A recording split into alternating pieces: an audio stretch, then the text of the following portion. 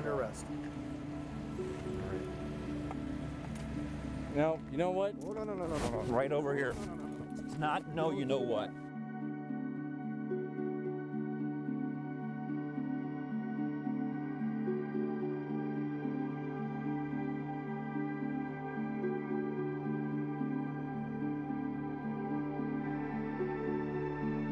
I didn't know the extent of what the law could do as far as prosecuting the bartender. I never thought I'd ever be doing this video, to ever being in this position that I have to wake up each morning knowing what has happened. My name's Diane, and I've bartended for 10 years. Being a bartender can be extremely trying. You're in control of a lot of people. You become a psychologist, a counselor. It's not a job where you just pour drinks and you just send people on their way. It's not like that. You're responsible for every person that walks into your bar. Whether they're intoxicated when they got there or not, you are responsible for each and every person that walks in there.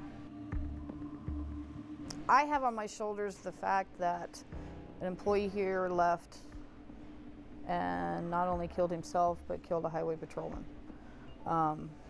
I have to live with that every day. It's not something that I wish upon anybody. I don't wish upon anybody the things that we've had to go through dealing with what has happened.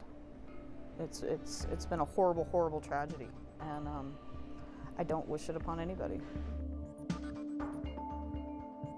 When the judge imposed jail time, prosecuted the bartender and myself as the manager on duty, I was shocked at first. I've never heard of that sort of thing happening. When you're in jail, I guess for this kind of offense, and you're sitting in, and your cellmate is an accomplice to murder, it's a little it gives you a very uneasy feeling. Jail is awful. I mean, you have any bit of dignity that you ever had is gone. They don't care who you are. Is the alcohol business an easy business to be in? Absolutely not. My name is Mike, and I own a pizza restaurant, a convenience store, and a bar and casino here in Montana.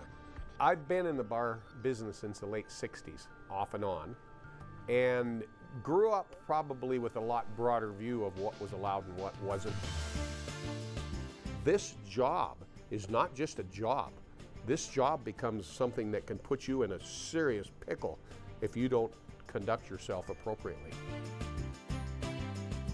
Over-serving is something that you may not know you've done until it's too late. We really didn't do a training program for a lot of years. I just felt that I was being efficient enough. And unfortunately, probably because of that, we got busted twice in one night.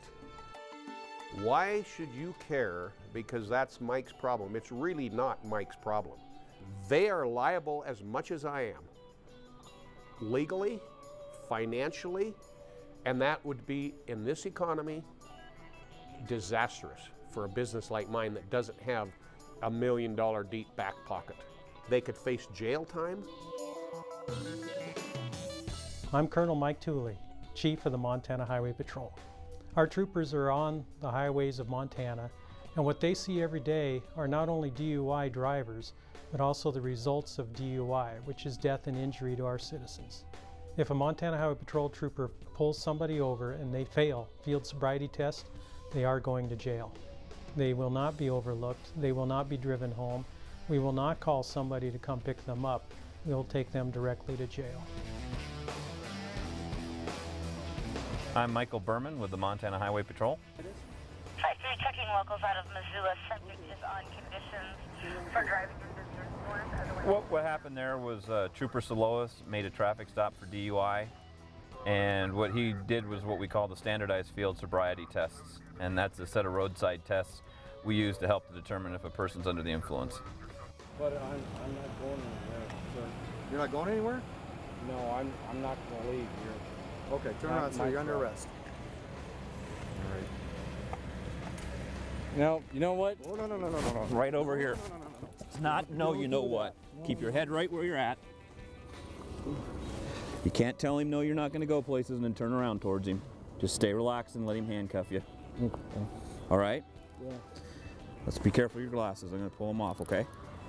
Because you're going to work with us. Hey. Leave him there. That'll be all right. We got him, Mike. You got him, Cuff? Yeah.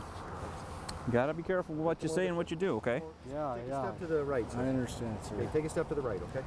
This was a pretty graphic display of under the influence. Just had too many beers tonight and got relaxed and just got stupid.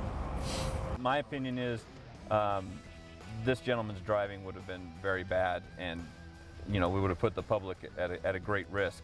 I mean, if you think back to what's seen during those maneuvers and imagine that he's got that little control over himself as far as his ability to separate his attention and listen to instructions and maintain balance, and then imagine that person operating a vehicle. I think this is a very good arrest for increasing the safety on the roads.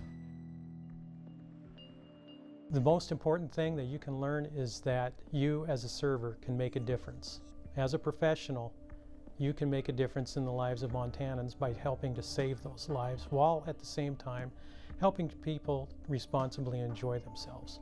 The thing that they really have to remember, though, is that once again, from the minute that person walks in the door until they leave, they are totally responsible for what's going to happen when that person leaves if we haven't taken care of our job and done it correctly.